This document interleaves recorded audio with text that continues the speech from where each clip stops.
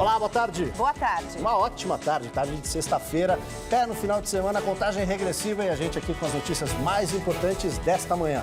O Supremo proíbe doação de empresa para campanhas eleitorais e a decisão já vale para 2016. Acabou a mamata, hein? Reviravolta na novela dos extintores dos carros. Eles não são mais obrigatórios, nem aquele tal ABC, lembra? Quem se antecipou para andar na lei e comprou o extintor ficou no prejuízo. Pois é, e hoje é o Dia Nacional de Combate ao Câncer Ocular. A doença atinge principalmente crianças até 4 anos e pode ser diagnosticada cedo. A gente explica como. No Linha de Frente, é responsável pela criação de mais de 100 bibliotecas comunitárias para crianças. Ela tem uma varinha que vai transformar todo mundo em sapo.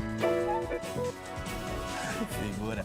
Olha, alerta para os pais, hein? 9 em 10 brasileirinhos se sentem deixados de lado. Sabe por quê? Por causa do celular. Isso tem consequências e a solução é bem simples.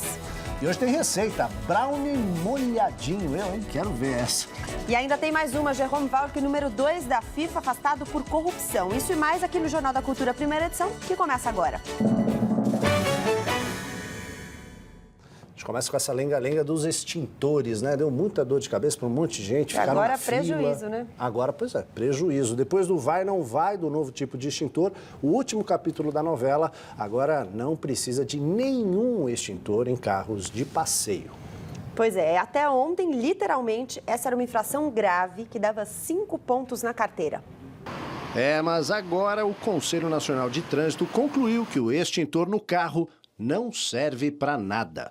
Isso segundo o próprio CONTRAN, depois de 3 meses de longos debates com bombeiros e fabricantes. Fizeram a gente gastar à toa de novo. Uma hora põe, depois tira. A gente já até acostumou com isso. Segundo dados da Associação Brasileira de Engenharia Automotiva, os incêndios em carros são raros. Em 2014, foram registrados apenas 800 casos em 2 milhões de pedidos de seguros.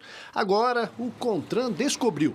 Os carros hoje possuem uma tecnologia mais segura e a falta de preparo dos motoristas para o uso do extintor pode causar mais acidentes do que o incêndio em si. E a exigência do outro extintor, o ABC, para fios elétricos também, ela começaria a valer em outubro depois de ser adiada 3 vezes. Teve gente que comprou. Tive que comprar 3, um para cada carro e agora eles acabam. Agora vou ter que arcar com esse custo, né? Mas eu vou continuar com ele, porque uma hora ou outra é necessário, ninguém sabe, né? Agora é opcional, o seguro morreu de velho, se quiser guardar o seu pode, mas a medida já está em vigor, viu? Foi publicada hoje no Diário Oficial, portanto a falta do extintor em veículos de passeio não pode mais gerar multa. Mas aí fica a dúvida, né? Algumas pessoas aí manifestaram. E quem já trocou o extintor, fica no prejuízo ou existe a opção de ser ressarcido? E o descarte desse equipamento, pensando aí no meio ambiente, né? Quem é que vai se responsabilizar por isso? Porque isso pode trazer prejuízos, né, para o nosso ambiente. A repórter Laís Duarte tem as informações, vai tentar explicar isso, né, Laís? Boa tarde. Boa tarde, Aldo. Boa tarde, Gabi. Boa tarde para todo mundo. Olha, é importante antes lembrar que quem tem veículos de transporte de passageiros, os ônibus, os micro-ônibus ou caminhões de carga também ainda é obrigado a manter o extintor. Só os carros de passeio não são mais obrigados. Eu vou conversar agora com o Dr. Maurício Januzzi, que é presidente da Comissão de Direito Viário da OAB. Doutor Maurício, o motorista que comprou vai ficar no prejuízo? Tem como ser ressarcido? Boa tarde. Então, ressarcido indiretamente não, a não ser que ele entre na justiça pedindo o dinheiro que ele pagou pelo extintor de volta ao Estado, no caso a União. Só que o valor do extintor perto das custas judiciais que eventualmente ele possa gastar vão ser muito maiores do que o valor do extintor. Então não sei se vai valer a pena sob esse ponto de vista. Como é que fica a questão do descarte desse produto? Se descartado incorretamente, pode causar um dano ambiental? Vai causar um dano ambiental. O governo deveria ter previsto esse descarte para ele fazer pontos de recolhimento disso.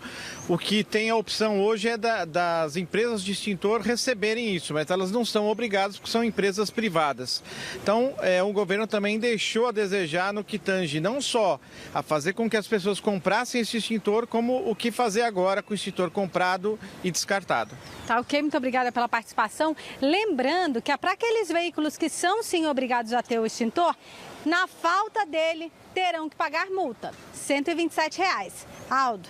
Isso aí, obrigado, Laís. Só lembrando, né, antes desse imbróglio todo, você trocar o extintor lá no posto, uns R$40, R$30, depois que o ABC começou a faltar, tinha gente cobrando R$180. Como ele disse, um valor menor do que as custas de um processo, por isso provavelmente a gente vai ter que morrer com esse prejuízo lamentável, atrapalhada. Quem tentou ficar, seguir a lei, acabou sendo prejudicado nessa. Gabriela.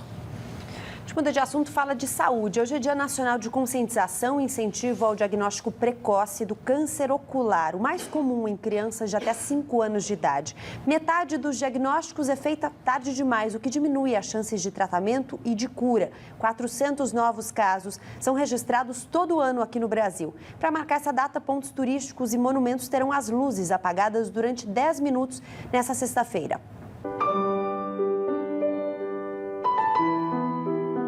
O tumor ocular, chamado de retinoblastoma, pode causar cegueira e até levar à morte. Em estágio avançado, o tumor ocular é detectado numa foto feita com flash. O olho doente aparece com uma mancha branca. Se o diagnóstico for precoce, as chances de cura são de 90%. O teste do olhinho deve ser adotado por pediatras para que a doença seja comprovada e o olho e a visão da criança sejam preservados. Essa é a principal bandeira da campanha organizada pela TUCA, Associação para Crianças e Adolescentes com Câncer. É importante chamar a atenção que existe câncer no olho de uma criança. Vai acontecer poucas vezes, é uma doença rara, mas quando acontece, quando existe a suspeita, se nós agirmos rapidamente, a criança vai se curar em 100%, a criança não vai perder a visão, a criança não vai perder o olho, não vai ter que tomar muitas vezes nem quimioterapia, nem radioterapia. A suspeita de existência do tumor deve ser confirmada pelo exame de fundo de olho, realizado por um oftalmologista. A quimioterapia dentro do globo ocular é o tratamento realizado gratuitamente pelo Hospital Santa Marcelina, em parceria com a TUCA. Olha, é melhor fazer o teste antes de deixar a maternidade, viu? Mas dá para fazer depois. O importante é, quanto antes, melhor. O exame é simples, rápido e indolor. Desde 2010, o pagamento pelos planos de saúde é obrigatório, por isso você pode ir atrás dos seus direitos. E em inúmeras cidades do país, veja se é o seu caso, até o teste é lei, realizado por maternidades públicas e particulares. Empresas estão ajudando os funcionários a controlar as finanças pessoais, mas não é só boa vontade, não. Não é só boa vontade, é que elas perceberam que o empregado rende muito mais no trabalho quando ele não está preocupado com as dívidas. Orçamento apertado, contas em atraso, inflação e desemprego em alta. Situações que fazem muitos brasileiros perderem o sono. O número de consumidores com contas atrasadas subiu acima dos 4% pelo 4º mês consecutivo. Já o número de dívidas em atraso teve uma variação positiva de 6,28% na comparação anual. Essa empresa não se preocupa apenas com a saúde física dos funcionários, mas também com a financeira. A ideia é que, se cada um souber administrar o salário, são menores os problemas e, assim, todos saem ganhando. A gente gasta, é impossível, e agora a gente tem que se planejar. Aqui eu aprendi a valorizar as coisas, economizar, para no futuro ter algo melhor. Esse educador financeiro usa uma tática infalível para conscientizar os consumidores descontrolados. Eu pergunto se a partir de hoje não entrasse mais a renda do salário mensalmente, por quanto tempo eles manteriam o atual padrão de vida? E a grande maioria responde nem em um mês. Depois de um passado financeiro turbulento, Márcio hoje é o exemplo do grupo. Tinha que fazer todo o controle das finanças de uma empresa, sendo que as minhas estavam deterioradas. Então era a casa de ferreiro, porém o espeto de pau. Quem está devendo não está com a cabeça totalmente focada na produção. Ele está somente com a cabeça focada no problema, tentando resolver um problema, né? Então, a produtividade desse colaborador ela diminui sensivelmente. A Serasa também capacita seus funcionários para o controle do orçamento. A questão é como eu consigo mudar o meu comportamento, a minha atitude no meu dia a dia, a minha dinâmica familiar, para que eu não entre em endividamento, para que eu não prejudique minhas contas. Agora não tem a ver com endividamento, mas tem a ver com dinâmica familiar. Você usa muito o celular em casa? O brasileiro adora uma rede social. 78% dos internautas brasileiros têm conta em pelo menos uma rede. E o tempo médio de navegação é de 9 horas por mês. Bastante, né? Pois é, e olha, essa conectividade toda atrapalha a vida em família, viu? 9, olha só esse dado, 9 em 10 crianças brasileiras, isso é informação de pesquisa internacional, se sentem deixadas de lado pelos pais por causa do celular. E isso aí, claro, pode ter consequências graves. Esther é maquiadora e depende do celular para trabalhar. Por isso, está sempre atenta ao aparelho. Checa as mensagens o tempo todo. Como eu sou uma profissional autônoma, eu sempre preciso cuidar da minha agenda, verificar e-mails de orçamentos. Para que o celular não atrapalhe a relação com os filhos, Zion e Noah, ela criou regras. Nada de interrupções na hora de acompanhar a lição de casa. Vamos lá? Ou a historinha antes de dormir. Os filhos agradecem. Eu chamo ela assim, aí, mamãe, pode brincar comigo? E ela brinca. Um levantamento feito por uma empresa especializada em segurança online mostra que no mundo, metade dos pais passa mais tempo do que deveria nos celulares, em casa. No Brasil, a situação é pior.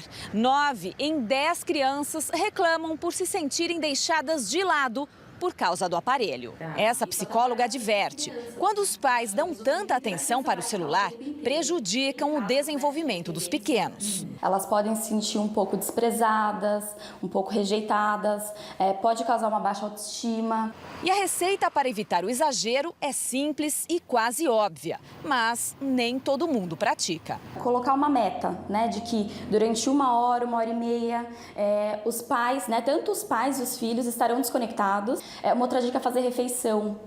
Fazer refeição sem o celular do lado. Já estão me chamando aqui, já é trabalho. Tem que checar. Não, agora não. Tem que ter esse equilíbrio, né? Tem coisas que a gente pode atender, tem coisas que a gente pode esperar. Isso aí, agora não, né? Tem hora para tudo. Olha, estarrecedor. Assim, o próprio ministro da Educação classificou o resultado da pesquisa que mostra o nível de aprendizado dos alunos dos primeiros anos do ensino fundamental. Pesquisa, um resultado grave, né? Realmente estarrecedor. Apenas 1 em 4 estudantes teve nível considerado satisfatório. Em compensação, a pesquisa mostrou que uma parcela enorme de estudantes termina o 3º ano da educação fundamental, época em que eles deveriam já estar alfabetizados, sem saber o básico de matemática e de português. Veja no nosso giro das notícias nacionais. A avaliação envolveu 2 milhões de alunos na faixa dos 8 anos de idade. O resultado mostrou que 56% não entendem o que leem, 26% não escrevem de forma satisfatória. E na matemática está o pior índice, 57% não resolvem contas simples. O ex-governador de Mato Grosso, Silval Barbosa, do PMDB, se entrega à justiça depois de 2 dias foragido. Silval Barbosa tem mandado de prisão preventiva expedido pela justiça por suspeita de envolvimento em fraudes na concessão de incentivos fiscais do estado. Morre aos 87 anos o ex-diretor de cinema e TV Carlos Manga. Com 32 filmes, foi responsável por alguns dos maiores sucessos da era de ouro das chanchadas. Na TV Globo, entre outros trabalhos, assinou a direção de humorísticos como Chico City e Os Trapalhões, além de minisséries e programas de auditório. A causa da morte, que aconteceu em casa, não foi divulgada. Olha, mais uma informação aí na cidade de São Paulo que acaba de aparecer. O trânsito está parado agora na Marginal Pinheiro, sentido Castelo Branco, por causa de um helicóptero Águia que pousou para socorrer um policial. Esse policial foi atropelado numa perseguição ao suspeito de roubo, mas essa aeronave não conseguiu decolar. Aí um outro helicóptero veio resgatar a vítima, enquanto esse helicóptero que estava quebrado foi tirado da pista ali para a pista lateral. O trânsito ainda está interrompido. O Supremo Tribunal Federal proíbe doações de empresas para campanhas eleitorais e a nova regra já vale para a eleição municipal de 2016. Dos 11 ministros do Supremo, 8 entenderam que a doação de empresas a partidos políticos é inconstitucional. Como a permissão das doações faz parte da mini-reforma política votada pela Câmara dos Deputados, a expectativa é de que esse item seja vetado pela presidente Dilma Rousseff. A decisão do STF, entretanto, não proíbe que pessoas físicas doem às campanhas. Pela lei, cada indivíduo pode contribuir com até 10% de seu rendimento no ano anterior à eleição. O presidente da Câmara, Eduardo Cunha, criticou a decisão do STF. Ele disse que vai provocar muitas dúvidas na eleição municipal do ano que vem. Secretários de Energia dos estados se reuniram hoje em São Paulo. A extração de gás do pré-sal foi um dos assuntos do encontro. O fórum reuniu secretários de energia de todo o Brasil e também contou com a presença do governador do estado de São Paulo, Geraldo Alckmin. O objetivo do encontro foi discutir os desafios relacionados ao setor da energia, assim como o uso racional de diversas formas de energia e também as perspectivas de desenvolvimento para esse setor. Segundo o governador, a meta é extrair mais gás do pré-sal e também fazer o uso da biomassa.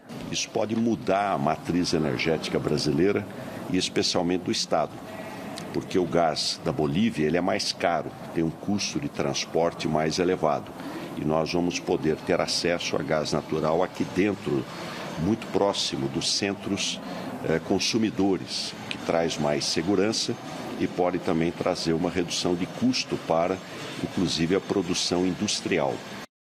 A gente vai conhecer agora a nossa personagem dessa semana que conquista crianças e adolescentes com livros. Ivani criou o Instituto Brasil Leitor em 15 anos, inaugurou 144 bibliotecas comunitárias no país. São mais de 1,5 milhão de exemplares emprestados. É o que a gente sempre fala aqui, né? Ler é o remédio. Em escolas públicas, os livros vêm acompanhados de brincadeiras e teatro. Uma combinação perfeita, né? Para encantar os pequenos. Veja aí.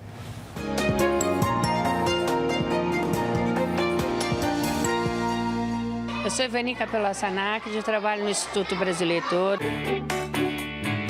A melhor forma de você tirar pessoas da exclusão seria através da leitura, seria mais barato, mais rápido, né? Mas como fazer isso? Sempre pensamos que os livros tinham que estar próximos aos leitores. E o brincar da criança, a forma como ela brinca, é a leitura de mundo que ela faz. Uma carta pra vocês! Bruxa, bruxa, vem à minha festa. Eu gosto da bruxa. Tinha gato, tinha coruja. Eles vão pra festa da bruxa. Ela tem uma varinha que pode transformar todo mundo em sapo. Como que é a cara da bruxa? O resultado está aí. Esse entendimento, dessa ampliação do sentido de ler, isso fez com que a gente trouxesse a criança para um grau de desenvolvimento ideal para sua faixa etária. Por favor! A forma como a criança se transforma, o professor se transforma, e isso satisfaz por demais. Você não imagina quanto.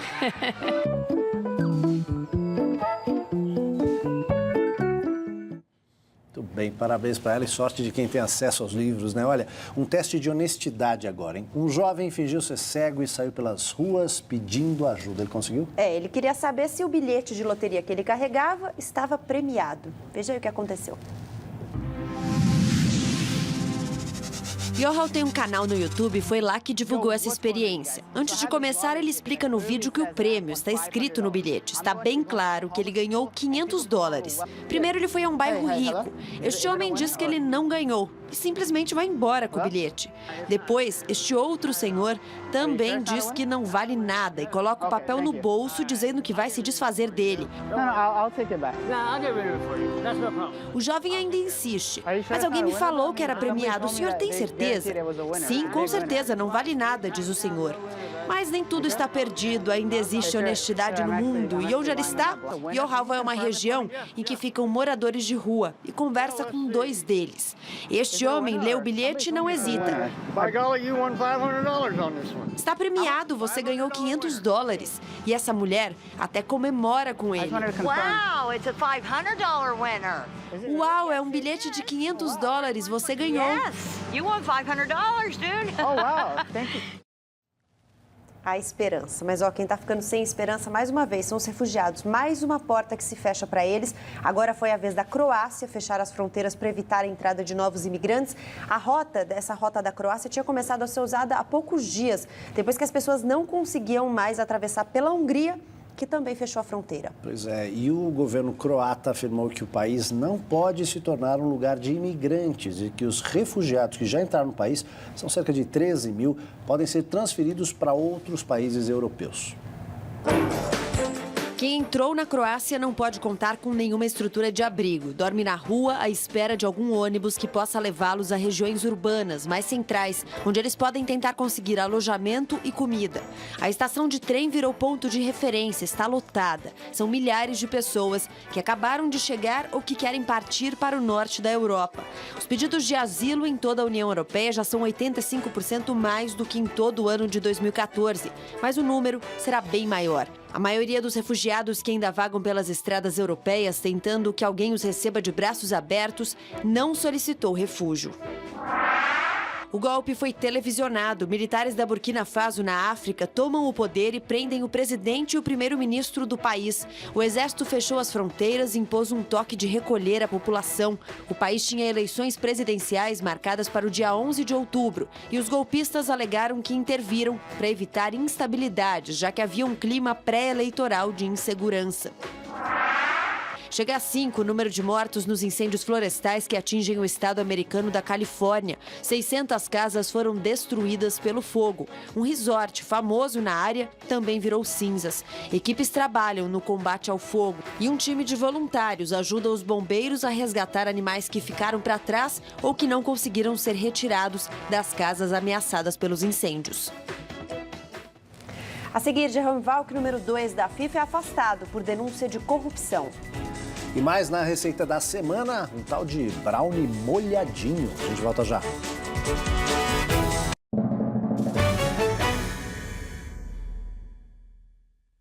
Se o assunto é polêmico, se gera dúvidas, ele precisa ser discutido. De segunda a sexta, 12h30, com representação 1h. JC Debate, o espaço para você conhecer diferentes opiniões e formar a sua.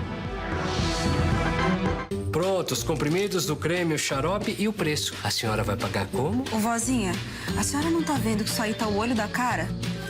Ele é meio laranja, né? Olho. Ó, dá uma olhadinha aqui, ó.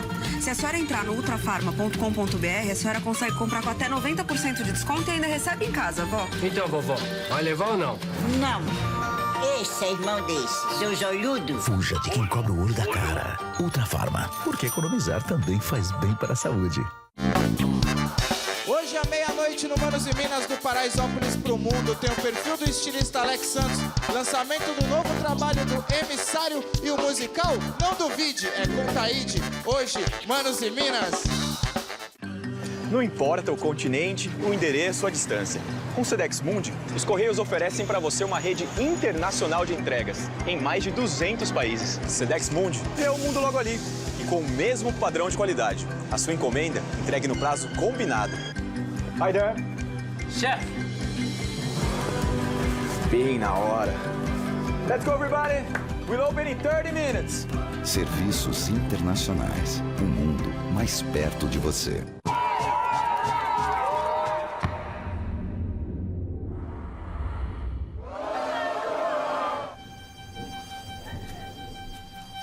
Algumas coisas funcionam melhor quando tem a participação de todos.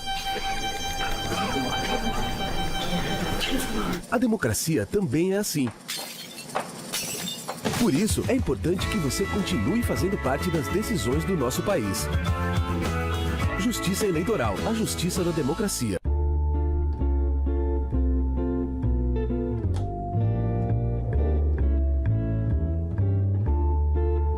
Este é Don Draper, o melhor diretor criativo de Nova York.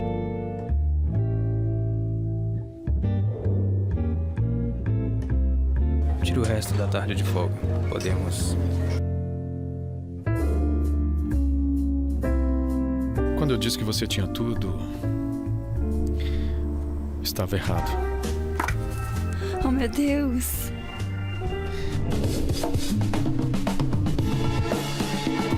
Nós daremos ao povo o que ele quer.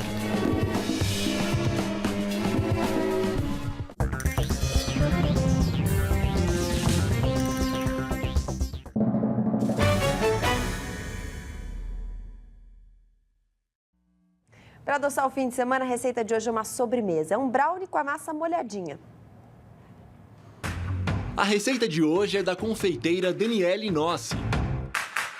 Anote os ingredientes: 300 gramas de manteiga sem sal, 330 gramas de chocolate amargo, 550 gramas de açúcar mascavo, 7 ovos, 100 gramas de farinha de trigo, 100 gramas de cacau em pó, uma colher de extrato de baunilha e uma pitada de sal.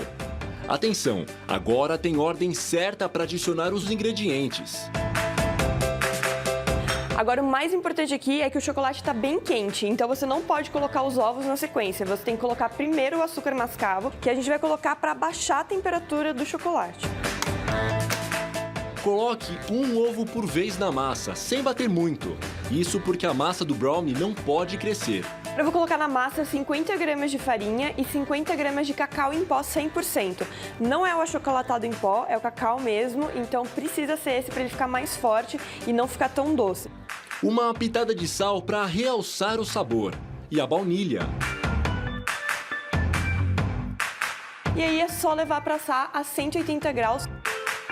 Por aproximadamente uns 30, 40 minutos, você vai ver a hora que você colocar um palitinho assim e ele não vai sair seco, ele vai sair levemente molhado. E depois disso, é só saborear. Bom apetite! Isso aí, vamos para o esporte. O Brasil fez história no Campeonato Mundial de Triatlon disputado em Chicago, nos Estados Unidos. Manuel Messias, atleta de 18 anos, foi campeão mundial júnior, posto nunca conquistado por um brasileiro até então. O tempo ruim transformou a prova num duatlon, tirando a natação da disputa. Os atletas tiveram que correr, depois pedalar e voltar a correr para completar o percurso. E foi justamente nesse final de prova que o brasileiro venceu. Ele fechou o percurso em 51 minutos e 50 segundos, 1 segundo à frente do segundo colocado. Apesar dos bons resultados, ele ainda sonha em disputar a Olimpíada do Rio ano que vem, mas deixa claro que foca os treinamentos para 2020. E um dos homens mais influentes da FIFA foi afastado do cargo por suspeita de corrupção. Jerome Valcke foi afastado do cargo de secretário-geral da FIFA por suspeita de participar de um esquema ilegal de venda de ingressos para a Copa aqui no Brasil. Número 2 em nível de poder na entidade máxima do futebol e braço direito de Joseph Blatter, teria lucrado mais de 8 milhões de reais. Assume no lugar dele Marcus Kattner, outro cartola sob forte influência de Blatter. O afastamento de Valcke acontece 3 dias depois que autoridades norte-americanas e suíças informaram que as investigações de casos de corrupção no futebol estão longe de acabar. E aí, só um detalhe, viu? Esse senhor Valcke é o mesmo que durante os preparativos para a Copa do Mundo disse que o Brasil merecia um pé no traseiro. Lembra disso? Pois é. Agora, graças também à imprensa especializada em que denunciou o esquema, quem recebe esse agrado é ele. Vamos ao Campeonato Brasileiro. São Paulo jogou contra a Chapecoense no Morumbi, ouviu vai, a vinda da arquibancada ficou no 0-0. Mesmo assim, entrou no G4, que classifica para a Libertadores da América do ano que vem, graças à derrota do Flamengo. Recorde de público do Brasileirão. Mais de 67 mil pessoas não deixaram espaço vazio no estádio Mané Garrincha, em Brasília. Festa pronta para celebrar a reação flamenguista no campeonato. Mas esqueceram do Curitiba, adversário da noite, que briga para não cair. O Coxa se impôs e venceu por 2-0, gols de Kleber e Henrique, e saiu da zona do rebaixamento. Acabou, minha gente. Bora pro final de semana? A gente pode, né? Você talvez tenha que continuar trabalhando aí. Você quer mais informações sobre o Brasil e o mundo? tvcultura.com.br/jornalismo. Antes da gente ir embora, a dica na faixa de hoje. Uma exposição para espantar os medos da criançada. Medo de quê? É o nome da instalação no espaço de leitura do Parque da Água Branca. Funciona assim. As crianças entram numa sala escura com supervisão de educadores e ouvem histórias infantis de arrepiar. Depois, participam de uma roda de conversa e desenham receitas para combater o medo. A entrada é franca e o Parque da Água Branca fica na Rua Ministro Godoy, número 180, em Perdizes. A exposição funciona das 10 às 5 da tarde. Uma boa tarde para você, um excelente fim de semana, até segunda ao meio-dia. Faltaram as letrinhas aí, a gente fica devendo esse endereço, vamos colocar lá na nossa página do Facebook. Uma ótima tarde para você, viu? Aproveite o final de semana com a família e a gente deixa você com as imagens de uma receita para a criançada enfrentar o medo, receita aqui da TV Cultura. O primeiro episódio da série Que Monstro Te Mordeu. Desenhar os medos é uma ótima dica, viu? Tchau.